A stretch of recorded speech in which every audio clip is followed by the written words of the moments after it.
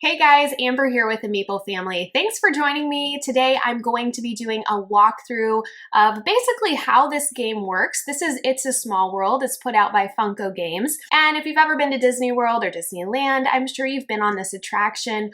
Our kids love it, and this is a pretty nostalgic game for us because it brings back all those memories, all those times we experienced riding It's a Small World together. Now, I'm going to be walking you through what's in the box and how the game works. And then at the end of the video, I'll give you our review and let you know if we're going to keep this or pass it on to someone else. This is a 2 to 6 player game.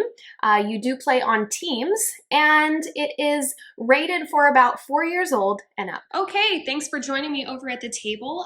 Let's go ahead and dig into this. This is a really nice box. I will say, for anyone that has issues with glitter, there is some glitter areas on the box there. But overall, it's really well made. And you can see this artwork, which Small World is iconic for, is really all throughout, even inside the cover of the board game. Okay, so we have our Learn How to Play directions, which are very, very simple. Okay, raise the camera just a little bit so you could see all of the components and the board. So in order to set this up,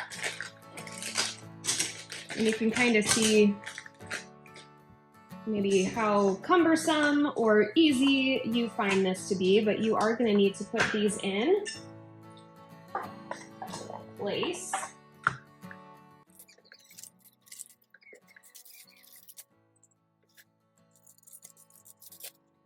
So these are going to be the pieces that actually divide the rooms, and you're basically just going to push those in. Which allows you to, like I said, divide each room.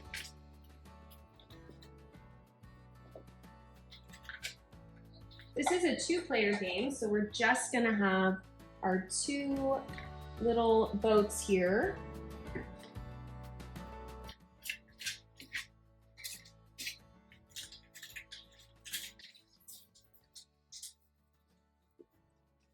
You're going to want to draw 4 cards each. You have 2 of these card holders, which are actually quite nice. They're a little flimsy, but they're nice in the sense that these cards are so small, which for me, it feels awkward.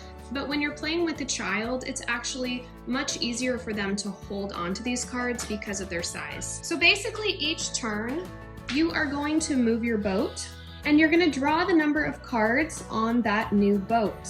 Now, in order to score points, I'm going to be looking for the characters in my room.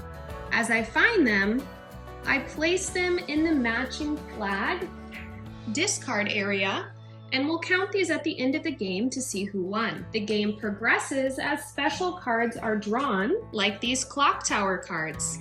As soon as these are drawn, the clock tower will turn 1 number forward.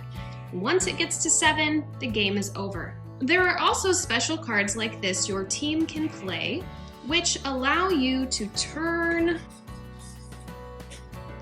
and change the characters that you can see in your room. So these are these are pretty neat components, and they do feel extremely sturdy and well tested.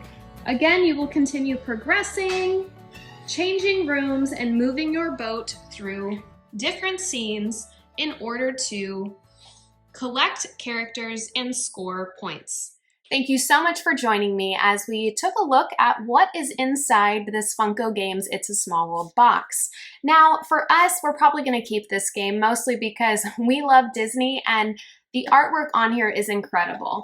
And in case you didn't see it, even the inside of the box has that iconic It's a Small World artwork. So this is a great game. It's pretty straightforward. It's kind of like an I Spy for kids or a Spot It game where you have characters you're looking for and you're simply trying to make matches with what's in the room. What makes this really fun for kids is getting those turn cards and being able to turn those walls around and see entire new scenes that we didn't see before and trying to match those cards. It's also fun for the kids to navigate the boat and collect the cards and see the characters. I will say that I found it a little bit more challenging than I thought it would be, because the artwork is so busy. It was easy for me to miss things. So you really do have to slow down and look. My 5-year-old did amazing at this game. He was way better than me and really paid attention to detail and was able to find those characters in no time. We had such a great time playing this. It's a great cooperative game, and honestly, it's just beautiful to look at. The price point on this game is actually really great. I got it on sale, I think, through Amazon, and it was easy to get. It was really, really great quality. I felt like all the components will last me a long time. Like I said, the cards are very small, so they can feel a little awkward in adult hands, but the game isn't made for me. It's made for children, and those little cards are actually so much easier for them to hold and, you know, work with as they're playing this game. The directions are easy to follow. It's very straightforward. The components are great. The price point is good. And it is a beautiful game to have on the table and on the shelf. Thank you guys so much for watching this quick walkthrough of It's a Small World. And I would love to know if you've played this with your family and what you think of it. Life is a winding road, no telling where it goes.